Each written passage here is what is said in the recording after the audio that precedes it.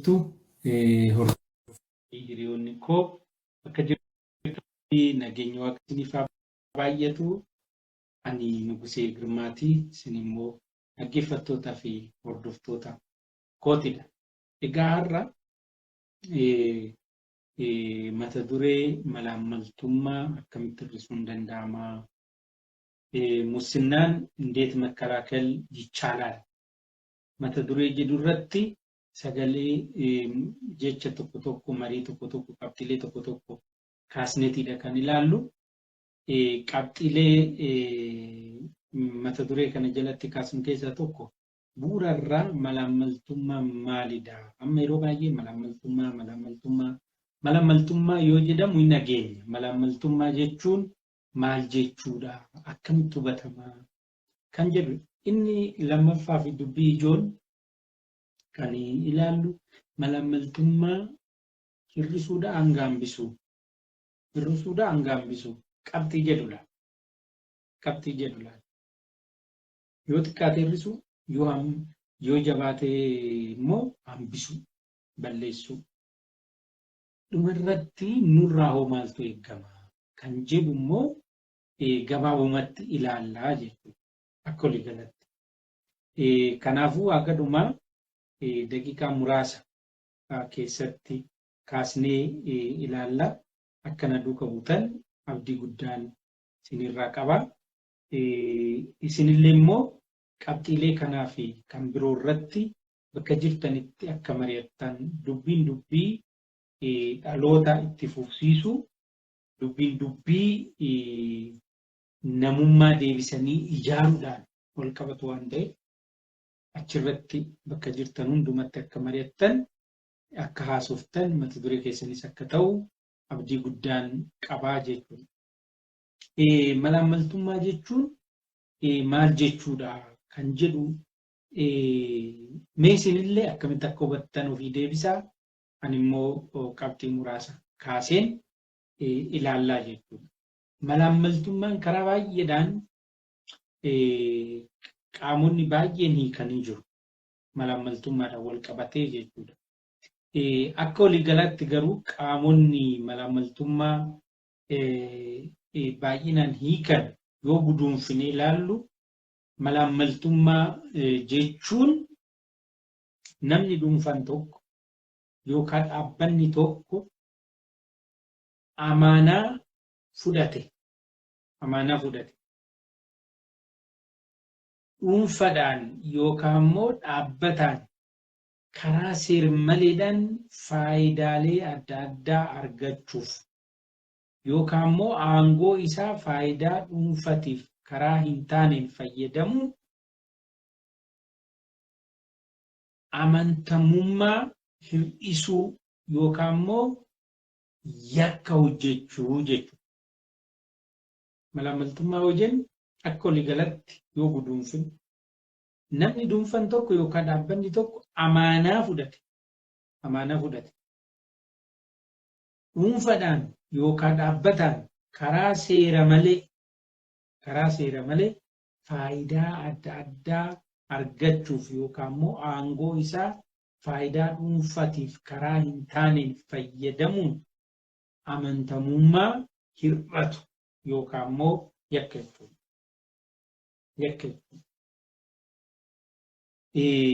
Malaammaltummaa yoo jennu kana fakkeenya kaasnee immoo ibsuu dandeenya. Fakkeenyaaf hojjetaan tokko guyyaatti sa'aatii 8 hojjedhee mindaa ganaa kafalta jedhee amanee waliigaltee mallatteessee gala. Kun amaanaadha. Sa'a 8 kee nan hojjedhaa. Akka biyya keenyatti ji'a keessatti guyyaa 20 nan hojjedhaa. Guyyaatti sa'a 8 nan hojjedhaa jedhee amaanaa kana fudhateetidha hojiitti kan galu. Amaanaa kana fudhatee. Namni guyyaatti sa'aatii 8 hojjedheen mindaa ganaa kafalta jedhee amaanaa kana fudhatee hojiitti gale. Sa'aatii 8 kennuu qabu san hojii mindaa itti nyaatu sanirra osoo hin oolchiin faayidaa adda addaa yookaan turee galuudhaan yookaan galee dafee bahuudhaan karaa adda addaatiin faayidaa biraatiif oolchuun malaammaltummaa. Malaammaltummaa. Yookaan immoo aangoo itti kenname. Aangoo itti kenname. Faayidaa dhuunfatiif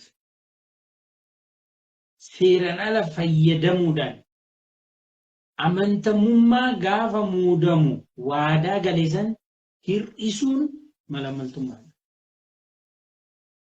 Hir'isuun malaammaltummaa. Amma namni kamiyyuu sadarkaa isaatti waadaa ni gala. Waadaa ni gala sadarkaa isaatti. Ogummaa kiimii yaalaa fayyaa kan barate achitti seeraa kan barate hundinuu yeroo eebbaasan amaanaa fudhatu. Amaanaa itti kenname kana seeraan karaa seera qabeessa ta'een qaama tajaajiluu qabu san tajaajiluu dhiisee karaa seera maleedhaan faayidaa dhuunfaa argachuuf itti fayyadamuun malaammaltummaa. Maallaqa hojii tokko akka hojjetu kennameef hojii ittiin hojjechuuf fudhate saniin ala faayidaa dhuunfatiif faayidaa gareetiif oolchuun malaammaltummaa.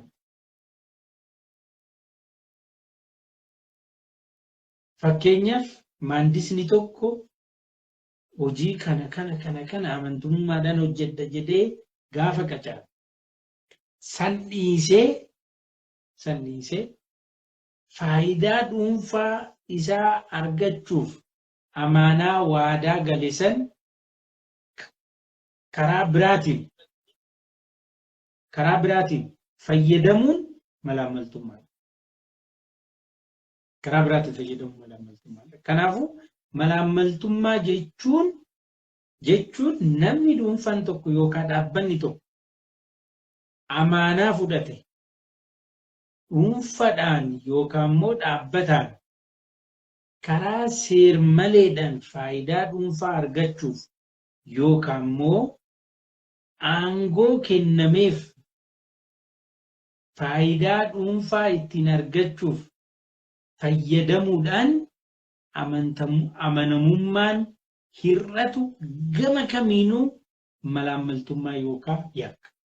Gama kamiinuu malaammaltummaan iddoon filatee miti kan raawwatamu. Yeroo filatamee miti kan raawwatamu malaammaltummaan. Amaanaa hir'isuun aangoo seeraan ala fayyadamuun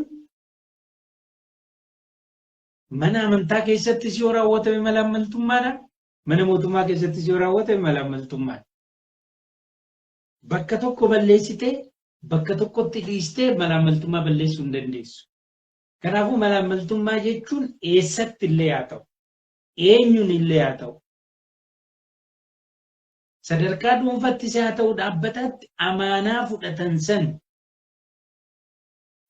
san karaa seeraan ala faayidaa dhuunfaa argachuuf aangoo kennameef san faayidaa dhuunfatiif oolchuudhaan amanamummaan hir'atu kamiyyuu yeroodhaan haa ta'u, maallaqaan haa ta'u,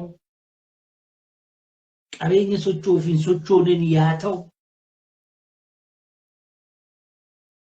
amanamummaan hir'atu kamiyyuu malaammaltummaa jedhamee waamamuu danda'a.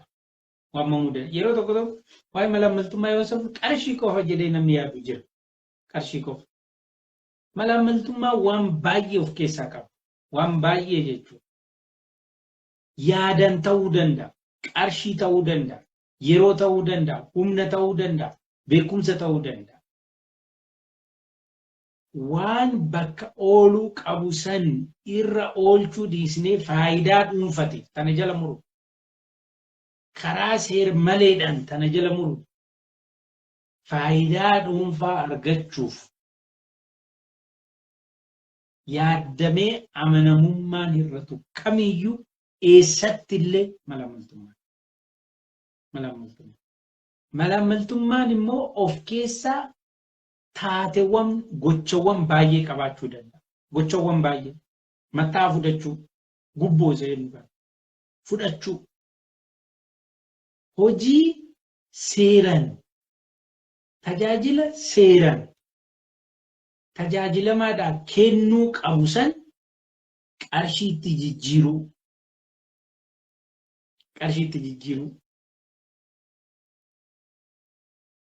qarshiidhaan tajaajila seera qabeessa kennuu yookaan immoo tajaajila hin malle nama hin malleef qaama hin malleef qarshiidhaan kennu gubboo fudhachuu danda'a.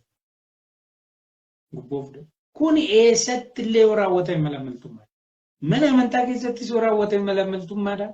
Waan mana amantaa keessatti hojjetameef qulqulluu miti. Mana hojii mootummaa keessattis yoo hojjetame malaammaltummaa. Kanaafuu malaammaltummaa qulqulluun hin jiru, malaammaltummaan xuraa'aan hin jiru. Malaammaltummaadhaan cubbuudhaan hanna faayidaa fi qabeenya hin malle karaa hin malleen argachuuf hojii hojjetamuu danda'a. Malaammaltummaa. Mataa fudhachuu gubboo isa jedhu kana. Saamicha gaggeessuu lafa ta'uu danda'a, horii ta'uu danda'a, yeroo ta'uu danda'a, humna ta'uu danda'a, qarshii ta'uu danda'a. Isa mizbaraa jennuun kan gaggeessuu. Inni kan biraa immoo gochi inni of keessa qabu hojimaata adda addaa. Hojii sochii adda addaa.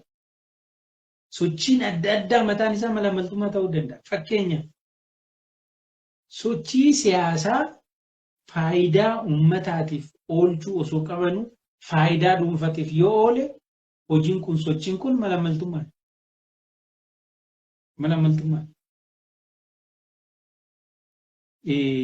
Namoonni tokko hanga filatamanitti lafa samii lafa godhanii sitti haasa'uu danda'a. At the end san yoo deliver hin goone yoo hin kennine malaammaltummaa.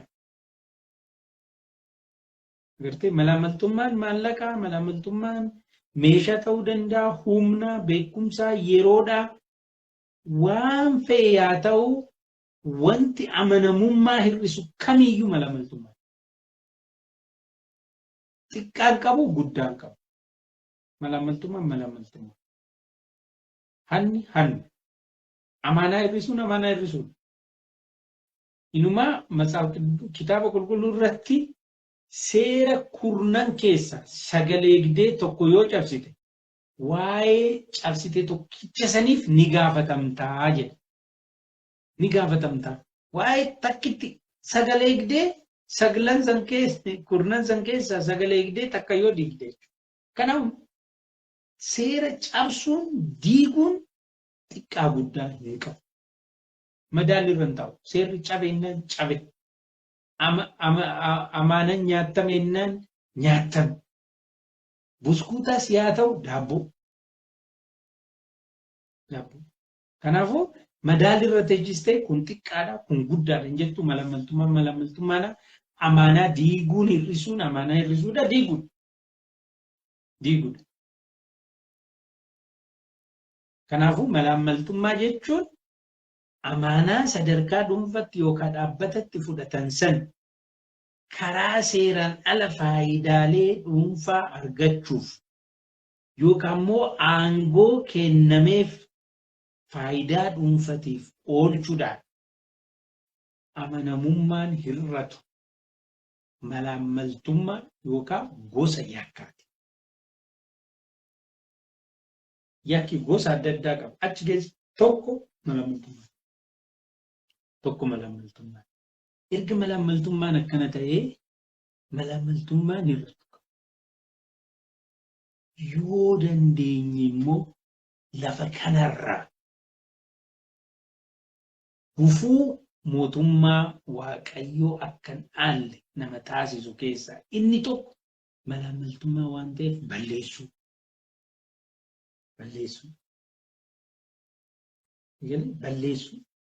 barbaachisa. Biyya irratti rakkoo fidaa, rakkoo dinagdee, rakkoo hawaasummaa, rakkoo siyaasaa fidaa. Hafuuraan immoo mootummaa Waaqayyoo akka hin dhaalle ilma namaa godha. Achittis asittis hamaadha malamaltummaan. Hattuun mootummaa Waaqayyoo hin dhaalle. Hinatiin kan jedhu ajaja Waaqayyooti, seera Waaqayyooti.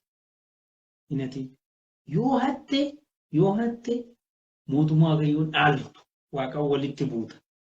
Kanarraa kan ka'e hattuun har'arraa qabee akka nannee hatee jira yoo ta'e deebisuu waan qabuuf dachaa godhee yaa kennuu jedha.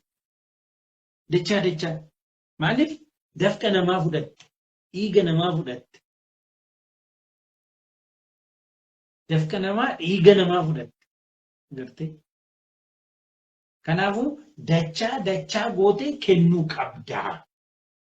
Kanaafuu malamaltummaan gabaabumatti hanna qabeenya maallaqaa ta'uu danda'a, qabeenya sochoonii ta'uu danda'a, yeroo ta'uu danda'a, humna ta'uu danda'a, hanna yookaan immoo sagaagalummaa.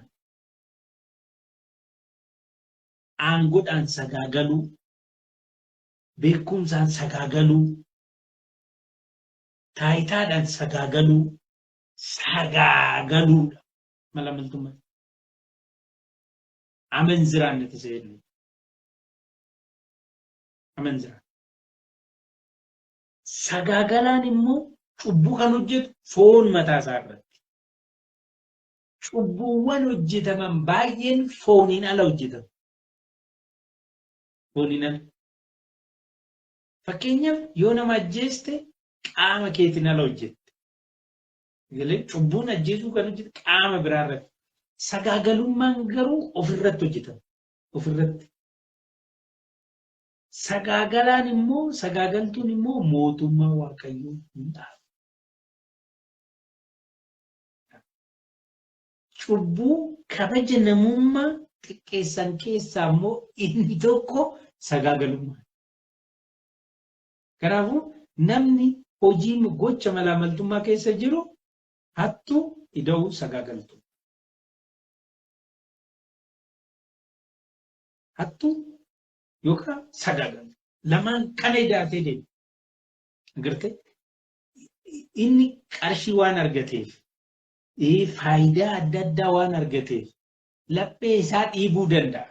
Garuu sagaagaltuu fi hattuu. Gabaabatti jechuudha. Kun immoo mataa fudhachuu ta'uu danda'a, isa gubboo jennuun kan. Saamicha ta'uu danda'a, waan adda addaa qabeenya qaqqabamuu fi hin qaqqabamne ta'uu danda'a. Saamicha. Sochiin mataan isaa yeroo inni malamaltummaa itti ta'u jira. Fakkeenyaaf sochiin siyaasaa yeroo inni malamaltummaa itti ta'u jira. Maal jechuudha? Faayidaa dhuunfatiif socho'u. Hojjetaa dhiistee, hordofaa dhiistee keenya. Paartiin siyaasaa tokko hordoftoota qaba. Paartiin siyaasaa tokko hojjettoota qaba. Paartiin siyaasaa sun faayidaa hordoftootaa fi sochiin paartii siyaasaa sun faayidaa hojjettootaa fi faayidaa hordoftootaa, deeggartootaa cinaatti gatee faayidaa warroota dhuunfatiif kan gaggeeffamu ta'e malamaltummaan.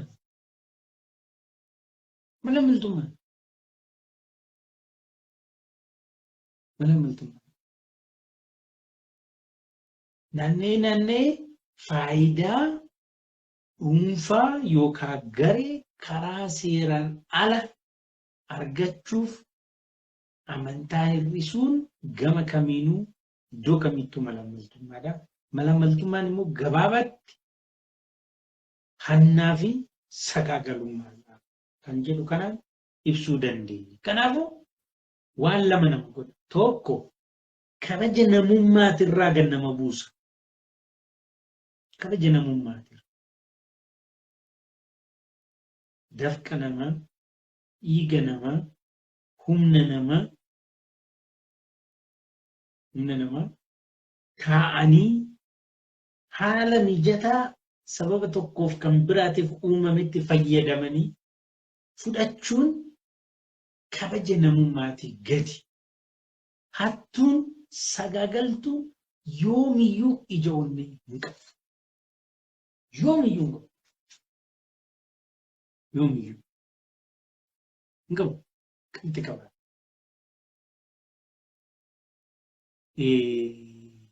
Sirna gadaa keessatti foollee hin beektu hundumti keessa. Foollee yoo taphatamu nama si gabaa gale si gabaa jechuun haadha manaa nama biraatti nama gala itti sirbu gafuudhanii akka gabaa hin baane akka walgahii hin dhaqne akka afooshaan dhaqne godhanii salphisanii itti sirbu. Namni sun lammata karaa dubartiin biraa baatirra hin bahu. Yookaan immoo 8 dubartii yoo jedhan hin dhageessu. Aadaa Oromoo keessatti beekamaadha. Abbaan manaa haadha manaa takka odoo hacuuce maal godhu dubartoonni naannoo san jira walgaanii sirbaan arrabu. Namni sun gabaan bahu afooshaan dhabu walgahii dhabu. Salphina Oromoo biratti immoo maqaan baduu mataan baduu wayyaadha maaqsi. Kanaafuu arrabsamee hamileen hin jiru. Of eega jechuudha namni agartanii. Of eega. Namummaadha gadi jechuudha agartanii. Sagaagalummaan fi amantaa kamiyyuu birattis kabajan qabu. Hawaasa kamiyyuu birattis kabajan qabu. Kanaafuu karaa tokkoonis haa ta'u karaa biraatiin balleessinee malaammaltummaa kabaja namaa bakkatti deebisuu qabu. Kabaja namaa bakkatti deebisuu qabu. Namni uumamtoota jiran hundumaa ol waaqa fakkaata. Uumamtoota waaqayyo karaa sadiin uume. Tokko yaadee uume, 2 dubbatee uume, 3 hojjetee uume. Hojjetee kan uume waaqayyo waan 2. Tokko ilma namaati. Gaafa jimaataa ganama 3 taa'ee dhoqqee irraa hojjete. 2 tsillaatii yookaan taabota. Kanaafuu ilmi namaa hojii harka waaqaati. Sammuu immoo of fakkeessee uume. Eenyullee Ortodoksii haa ta'u, Pirootestaantii, Musliima, waaqeffataa. Namni waaqa fakkaata. Namni kamiin dhiira dubartii qabaataa dhabaa hin jiru. Namni waaqa fakkaata. Namni kabajamaadha. Uumama guddaa. Gooftaa biyya lafaa kanaati. Gaafa hattuuf sagaagaltuu taate garuu garbicha biyya lafaa taate. Kabajaa miti. Kabajaa miti. Kabajaa miti. Gaafa aduun dhiite salphina ta'a. Gaafa aduun dhiite salphina ta'a. Kanaafuu gooftaa koo kabajni abbaa harka abbaa jirti. Kabajni abbaa harka abbaa jirti. Kanaafuu kabaja ofii qabachuun baay'ee barbaachisaadha. Baay'ee barbaachisaadha. Maqaa jedhanii miti maqaan baduu manna mataan baduu wayyaa. Maqaan awwaalaa olii. Maqaan awwaaltu. Foon awwaalta malee maqaan awwaaltu. Maqaan awwaaltu. Salphinni isaa immoo ilmoodha gara ilmootti deema. Ati mucaa abbee farda nama jalaa haatu sanii yoo jedhan mucaatti maaltu dhaga'ama. Kanaafuu karaa tokkoonis haa ta'u karaa biraatiin malaammaltummaa yoo danda'amee waaqayyo gargaare balleessu. Nama uumaa guddicha kana nama jalaa salphisa. Dhimma diinagdee dhiisaa. Dhimma misoomaa dhiisaa. Dhiiroo nama namummaadhaa baasee namummaadhaa baasee garba taasisa. Garba taasisa. Itti aanee diinagdee biyyaa kuffisaa. Tajaajila hawaasummaa kuffisaa. dhiibbaa siyaasaa fidaa, dhiibbaa nageenyaa fidaa, dhiibbaa tokkummaa fidaa. Rakkoo baay'ee walitti dhaluu danda'a malaammaltummaa. Kanaafuu ilma namaa kabaja isaa bakka uumaa sanitti deebisuuf malaammaltummaa kana balleessuun barbaachisa. Barbaachisa dhugaa dubbachuu. Kana gochuuf karaalee baay'eetu jira. Ani muraasa